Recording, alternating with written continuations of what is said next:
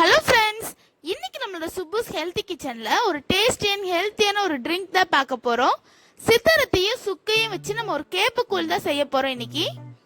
இந்த மாதிரி டிஃப்ரெண்டான ஃபுட் ஐட்டம்ஸ் தான் நீங்க தொடர்ந்து பார்க்கணும்னா எங்க சேனலுக்கு மறக்காம சப்ஸ்கிரைப் பண்ணிருங்க. பக்கத்துல இருக்க பெல் ஐக்கானே கிளிக் பண்ணிருங்க.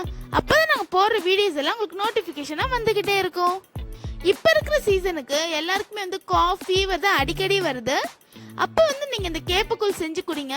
ஏன்னா இது அவ்வளோ ஹெல்த்தி, அதோட இது ரொம்ப டேஸ்டியும் கூட. நீங்க கடையில தான் பருத்தி பால் வாங்கி குடிச்சிருப்பீங்க, அதே மாதிரி இதுவும் ஒரு மைல்ட் ஸ்வீட்டான டேஸ்ட்ல இருக்கும். தொண்டைக்கு குடிக்கிறப்ப ரொம்ப எதமா இருக்கும். இப்போ நம்ம தேவையான பொருட்கள் எல்லாத்தையும் ஒவ்வொன்றா பார்த்துடலாம். ஒரு கப் ராகி மாவு, சிறிதளவு சுக்கு, சிறிதளவு சித்தரத்தி, ஒரு சில் தேங்காய் நான் கட் பண்ணி வச்சிருக்கேன், 4-5 ஏலக்காய், 4 டேபிள் ஸ்பூன் நாட்டு சக்கரை. நாட்டு சக்கரைக்கு பதிலாக நீங்கள் வெல்லத்தையும் சேர்த்துக்கலாம். 20 பீஸ் மிளகு. இப்போ நான் ஒரு அகலமான பாத்திரத்தில் 1 கப் ராகி மாவு சேர்த்துக்கிறேன். நம்ம 1 கப் ராகி மாவுக்கு 1 லிட்டர் தண்ணி சேர்த்துக்கலாம்.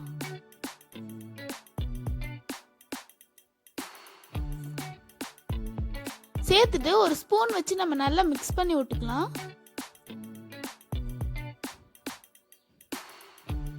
இது பார்க்கறதுக்கு ரொம்ப தண்ணியா தெரியும், ஆனா நீங்க அடுப்புல வச்சு கிண்டுறப்ப இது நல்லா கெட்டி ஆயிரும். அதனால நீங்க 1 லிட்டர் தண்ணி இதுல சேர்த்துருங்க.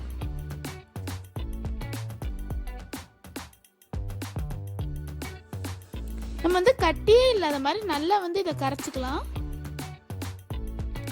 இப்போ இது ரெடி ஆயிடுச்சு. நான் அடுப்பில் ஒரு பேன் வச்சிருக்கேன். நம்ம கரைச்சி வச்சிருக்கிறத அதில் சேர்த்துடலாம்.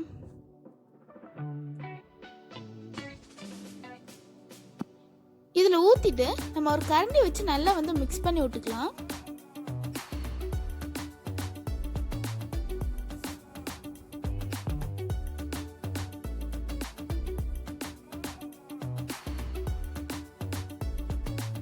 நீங்கள் ஃபர்ஸ்ட் டைம் செய்கிறீங்கன்னா பக்கத்தில் சுடுதண்ணி வச்சுக்கோங்க. இது கெட்டியாச்சுன்னா நீங்கள் தேவைக்கேற்ப சுடுதண்ணி ஊற்றிட்டு நல்லா மிக்ஸ் பண்ணி விட்டுக்கோங்க. இப்போ நம்ம அரைக்க தேவையான பொருட்கள் பார்த்துலாம். இந்த அளவு எடுத்தால் போதும். இப்போ நம்ம எடுத்து வச்சிருக்க பொருட்கள் எல்லாத்தையும் நான் ஒரு ஜாரில் போட்டு கிரைண்ட் தான் பண்ண போகிறேன். அதுக்கு முன்னாடி நம்ம எடுத்து வச்சிருந்த சுக்கு அதோட சித்தரத்தையும் சேர்த்துட்டு லைட்டாக தட்டி எடுத்துக்கலாம்.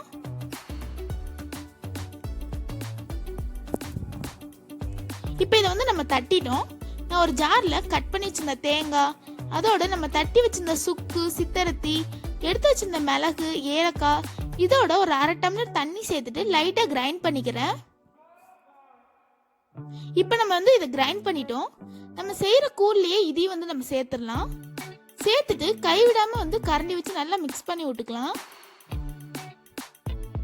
நம்ம நல்லா மிக்ஸ் பண்ணிக்கலாம். இல்லாட்டி இது கட்டி கட்டியே ஆயிரும், குடிக்கிறதுக்கு நல்லா இருக்காது. நம்ம பாட்டி காலத்திலே அவங்க சித்தரத்தி அடிக்கடி யூஸ் பண்ணாங்க.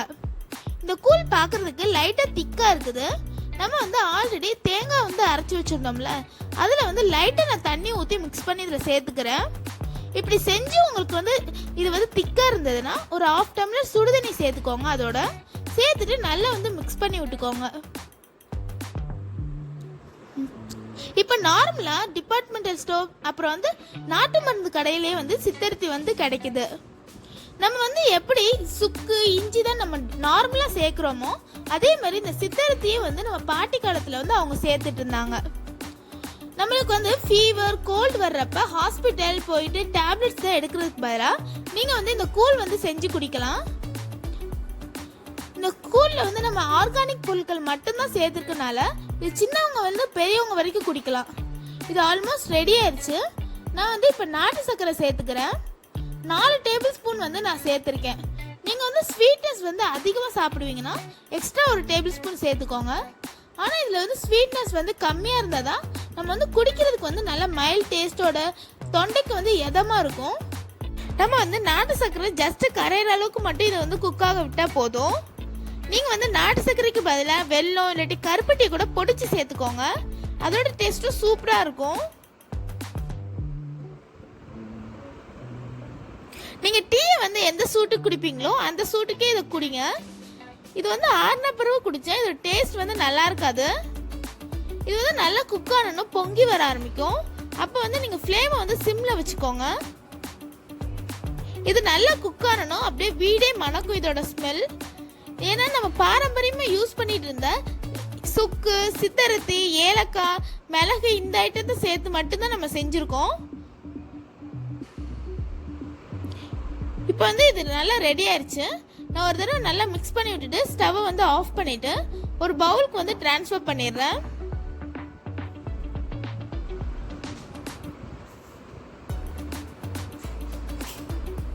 இந்த வீடியோ பிடிச்சிருந்தா உங்க வீட்டில் இதை செஞ்சு பார்த்துட்டு எவ்வளோ யூஸ்ஃபுல்லாக இருந்ததுன்னு சொல்லிட்டு எங்களுக்கு கமெண்ட் பண்ணுங்க. இந்த வீடியோ பிடிச்சிருந்தா லைக் பண்ணுங்க, ஷேர் பண்ணுங்க, கமெண்ட் பண்ணுங்க. மறக்காம சப்ஸ்கிரைப் பண்ணிருங்க. பக்கத்துல இருக்க பெல் ஐக்கானை கிளிக் பண்ணிருங்க.